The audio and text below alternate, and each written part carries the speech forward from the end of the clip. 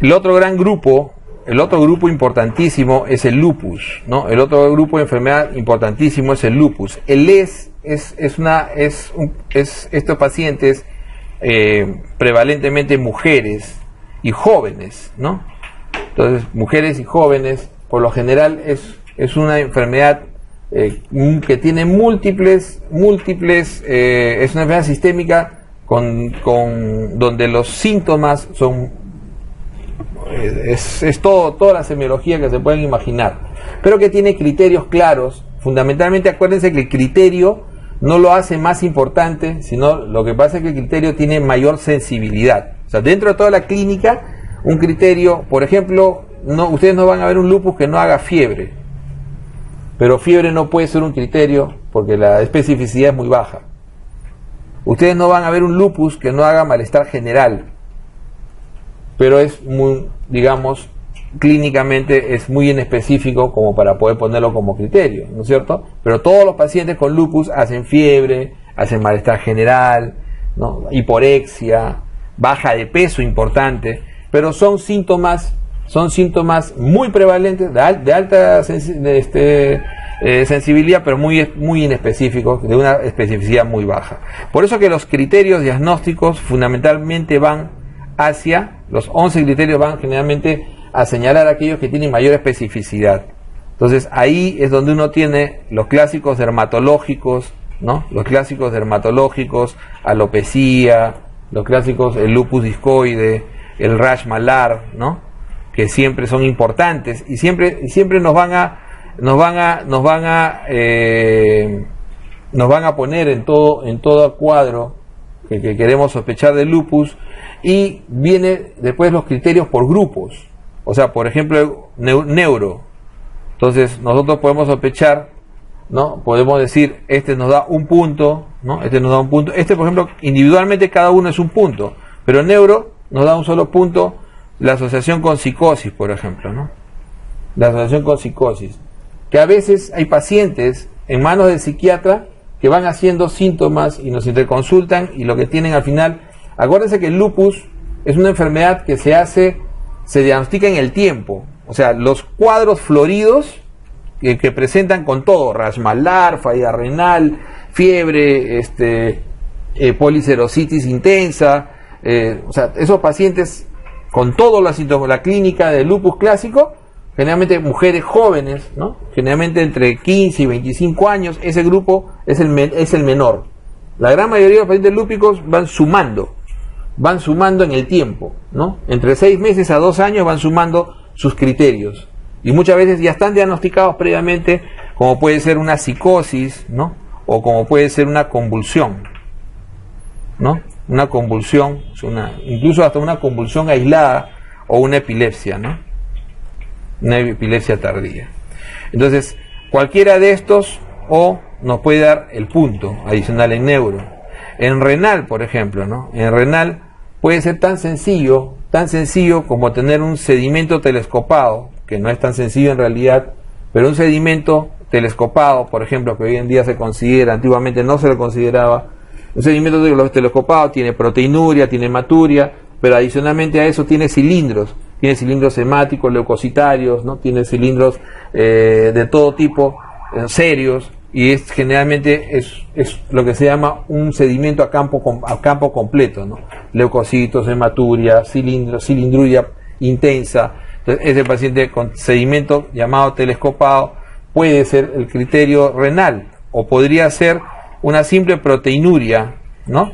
Mayor o igual a 0,5 gramos por día, nada más, ¿no? Podría ser eso, o la enfermedad renal ya establecida, ¿no? La enfermedad renal crónica ya establecida, y eso nos puede dar el criterio renal, pero no nos da 3 puntos, nos da un solo punto, por ejemplo.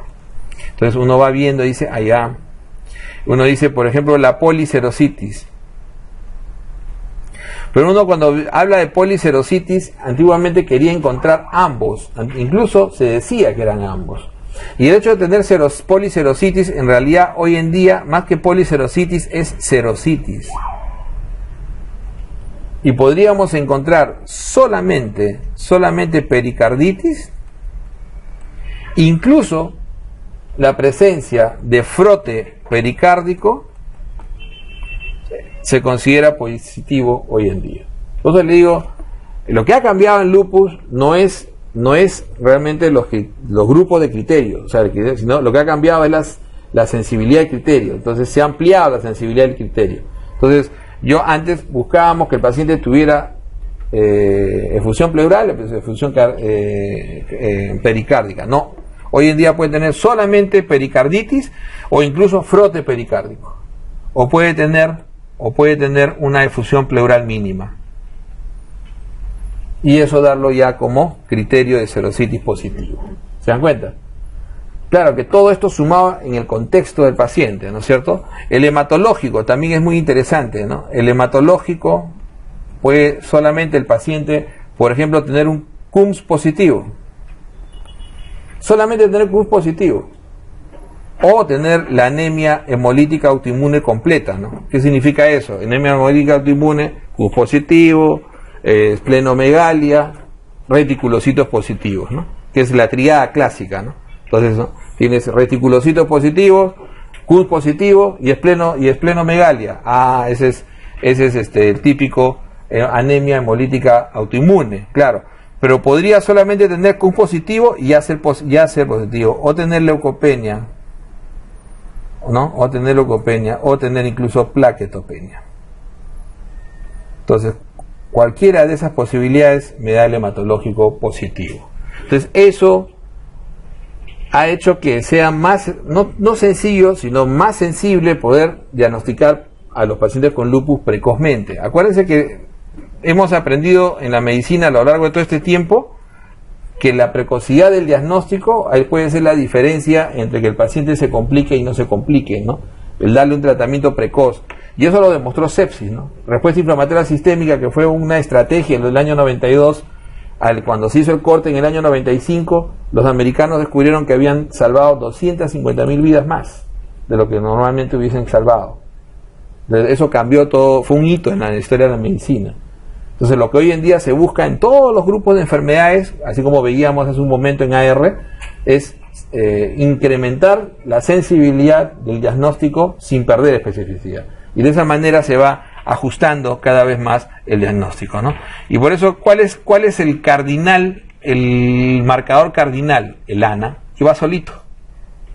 ANA es cardinal, pregunta examen clásica, y eso va solito, va solo. O sea, ANA positivo va solo clásicamente. Mientras que el autoinmune, que es otro rubro, el autoinmune puede ser el anti-DNA, ¿no? El anti-DNA doble cadena, ¿no? Nativo, o puede ser el anti-SMIT, ¿no? O puede ser incluso el CUMS se puede considerar dentro del autoinmune, y los anticuerpos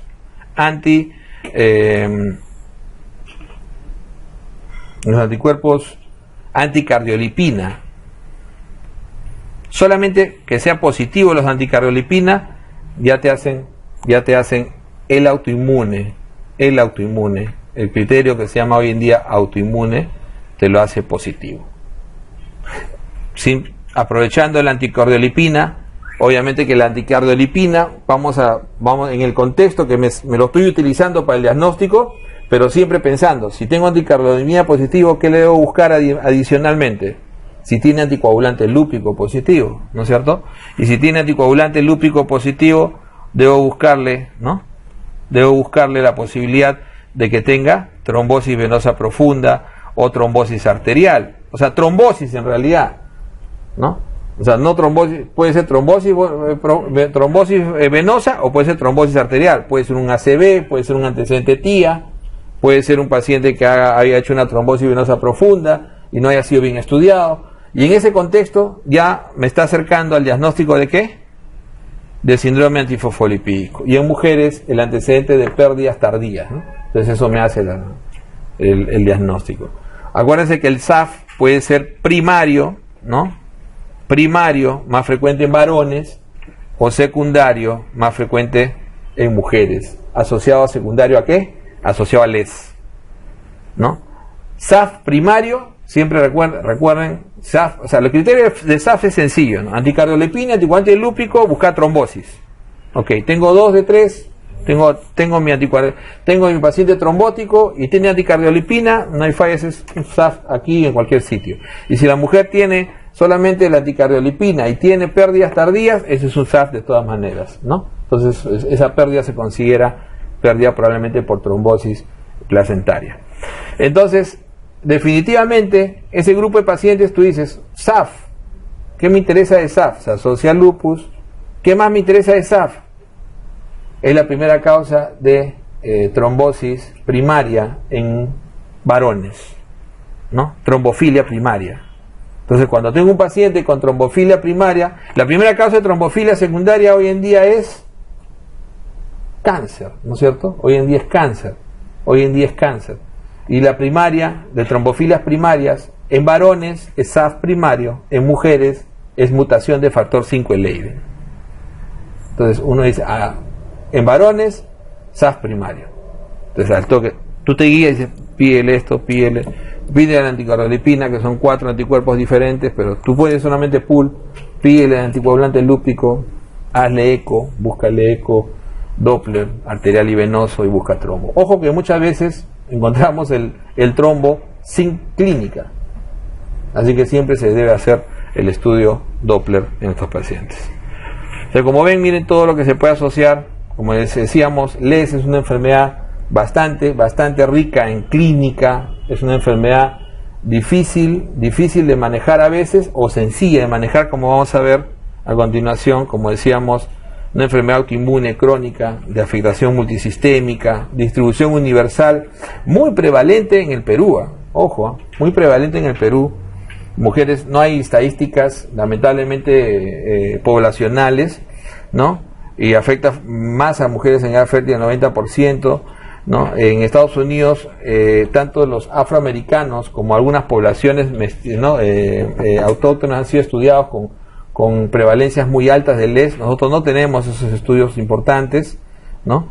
La relación mujer-varón, miren lo alta que es, 10:1, ¿no? 10:1, ¿no? En ese rango entre 15 y 40 años. Y también hay un LES asociado a algunos fármacos, ¿no? Hay un tipo de LES de lupus que inducido por fármacos que tenemos que ver en forma importante. Como les decía, manifestaciones hematológicas, cutáneas, importantes, ¿no? La paniculitis, por ejemplo, que no está en los criterios, no es raro, ¿no? Las manifestaciones cutáneas específicas, ¿no? Como la alopecia, por ejemplo, como las úlceras orales, como la fotosensibilidad, por ejemplo, ¿no? La fotosensibilidad, como el rash malar clásico, ¿no? O el lupus discoide. Entonces son generalmente manifestaciones muy específicas de lupus, pero hay rash que no son específicos, ¿no? Hay la presencia de la paniculitis, que es una inflamación del tejido del celular subcutáneo sin inflamación de piel, ¿no? Que produce generalmente elevación, nódulos inflamatorios. Acuérdense, la paniculitis más conocida, ¿cuál es? Es el eritema nodoso, muy parecido al eritema nodoso, ¿no? Se presenta en lupus un tipo de paniculitis autoinmune, ¿no? Que se suele asociar a veces, puede ser a veces recurrente, ¿no? Se llama a veces paniculitis recurrente. La paniculitis es también todo un capítulo de la reumatología, donde está el eritema nodoso, está la paniculitis secundarias a enfermedades reumáticas, la más clásica, LES, está la paniculitis recurrente, llamada enfermedad de Weber-Christian, que es una paniculitis recurrente y que a veces esos pacientes pueden ir a LES, o sea, pueden a veces determinar siendo LES o a veces linfomas. Se asocian linfomas, todo metido en el camino de los linfocitos, ¿no? Que es típico de estos pacientes. Y las hematológicas, como decíamos, el paciente hace leucopenia, hace linfopenia, hace KUNS directo positivo, también sin estar en los criterios, hace linfoadenopatías con mucha frecuencia. El paciente, no es raro ver al paciente con linfoadenopatías, esplenomegalia y anemia hemolítica, ¿no? Y como decíamos, la artralgia, ¿no? O sea, el dolor articular, por ejemplo, no habíamos puesto hace un rato en el sistema articular. Hoy en día no necesita en LES demostrarse sinovitis, solamente el hecho de tener artralgias, no poliartralgias, hace el criterio positivo, ¿no? Entonces, porque pone, a veces, por eso que clásicamente las preguntas nos ponen a veces, ¿no? Mujer, el paciente mujer con poliartralgias, fotosensibilidad y alopecia. ¿Cuál es la primera posibilidad que usted piensa? LES. Entonces ahí viene, ¿no? Entonces uno conociendo un poco alguna sensibilidad de estas manifestaciones, uno dice, tiene por lo menos 2, o sea, no va a cumplir los 4 criterios si no te están diciendo en qué pensarías primero. Y esas preguntas suelen hacer con LES. O sea, ¿en qué pensarías primero? Y te dan todas esas posibilidades, definitivamente puede ser LES. Entonces, ¿no? Las miopatías, las cardiopulmonares, ¿no? Clásica, por ejemplo, la endocarditis de Lehmann-Sachs, que es una rareza, aparentemente, pero no lo es así. Muchas veces vemos al paciente con vegetación, ¿no? Y es hemocultivo negativo. Nos ha pasado muchas veces, ¿eh? Paciente febril, vegetación, con sospecha endocarditis, tiene incluso imagen de vegetación y siempre cultivo es negativo. Y de pronto comenzamos a ampliar el estudio, ANA positivo, anti-DNA positivo, tenía anemia hemolítica, sumó todo para el LES, ¿y qué cosa era? Era una endocarditis de Lehmann-Sachs, ¿no? Endocarditis aséptica, también llamada antiguamente de Lehmann-Sachs, que es de tipo autoinmune, ¿no? De tipo autoinmune. La fibrosis intersticial es mucho más rara, generalmente la hipertensión pulmonar es asociada a esta fibrosis y la hemorragia alveolar también es rara. Y las neuropsiquiátricas, no, lo más curioso es que los 2 últimos LES que yo he diagnosticado, los 2 tenían psicosis. Uno venía ya con diagnóstico de psicosis de hacía varios años y el otro hizo el estado de psicosis en la fase aguda, ¿no? Entonces, y no es raro, o sea, un paciente que viene dice, el paciente psiquiátrico en el hospital nadie los quiere, ¿no? En ese hospital todos se los chotean. Dice, no, psiquiátricos no.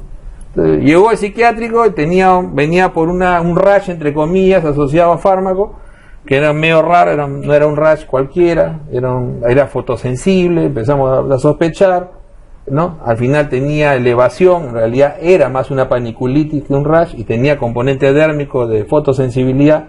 Entonces lo que pasa es que cuando lo veíamos en la mañana estaba rojo porque entraba el sol, y si tú lo veías en la noche ya no estaba. Entonces, y la paciente al final tenía todo, ¿no? Tenía ANA, anti-DNA, tenía leucopenia, tenía anemia hemolítica, tenía CUS positivo, y ese trastorno psiquiátrico era reversible.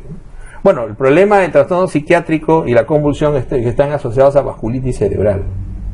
Entonces uno hace la resonancia y tiene que darle tratamiento pulsoterapia.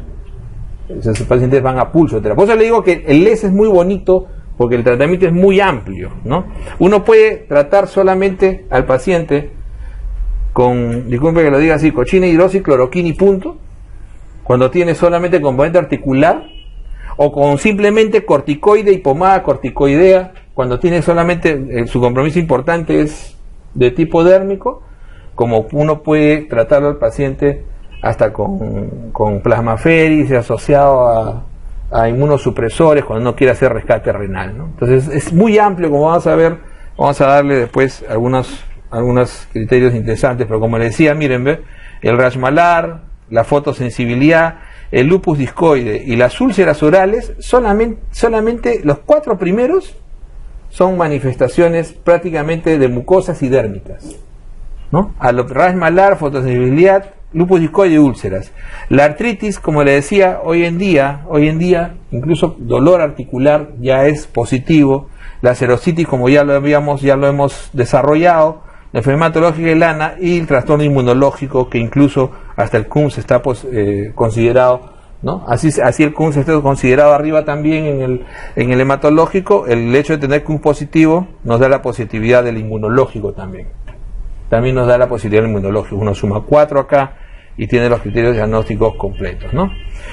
Entonces, el LES, ¿no? El LES empeora en la gestación, mientras que en la gestación mejora con la R, ¿no es cierto? Entonces, eso también es clásico, la gran diferencia, ¿no?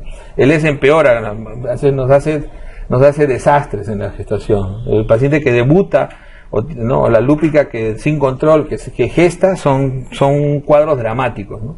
Son cuadros dramáticos que se complican, empeora, la enfermedad se activa generalmente, hacen trombosis, o incluso la mayoría de ellos comienzan a hacer antifosfolipídicos asociados, ¿no? Pero va muy mal generalmente. Y como decíamos, la asociación a algunas drogas, ¿no? El lupus inducido por fármacos, por lo general procainamida, que lo usamos generalmente en arritmias ventriculares, hidralacina, que en el Perú ya no hay, fenotiacinas, tampoco se usan mucho, difenilidantoína, la fenitoína, esa es la fenitoína, que es de uso muy común, la isoniazida y la quinidina, que también lo usamos poco, pero lo usamos. Esos son los fármacos más importantes que suelen asociarse, inducir lupus por fármacos por lo general.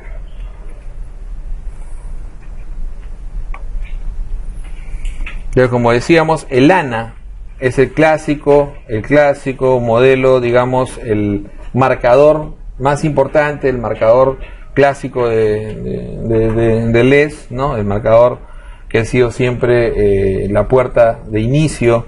A partir de ahí ya el DNA doble cadena nativo, anti-DNA nativo, el anti-ASMIL, anti-RO, que ya no está en criterio, anti-LA tampoco, ¿no? Los antifosfolipídicos que sí están en criterios, ¿no? Y generalmente el antirribosomal, que se asocia a veces a actividad sobre el sistema nervioso, ¿no? Los parámetros de actividad más importantes, y al igual que en AR, el PCR, ¿no? Es un parámetro es un parámetro importantísimo, como la velocidad, pero más el PCR, y acá también la presencia de la activación de la anemia, como anemia de enfermedad crónica, como anemia hemolítica, también nos da idea de especificar los diagnósticos. Y el específico es fundamentalmente con el anti-DNA, ¿no? Es fundamentalmente no con el ANA, sino con el anti-DNA. Entonces la actividad, si nos preguntaran cuál es el mejor marcador, el marcador no es ANA, sino es anti-DNA, por lo que se puede manejar mejor los criterios, el poder definir si el paciente está haciendo actividad de enfermedad o no en ese momento.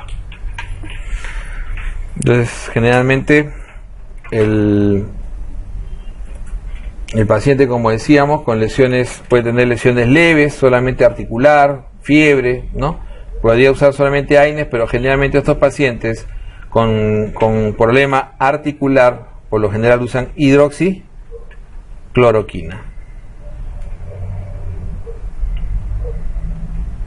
Clásicamente, hidroxicloroquina en los pacientes que tienen componente articular fundamental como enfermedad lúpica importante, ¿no?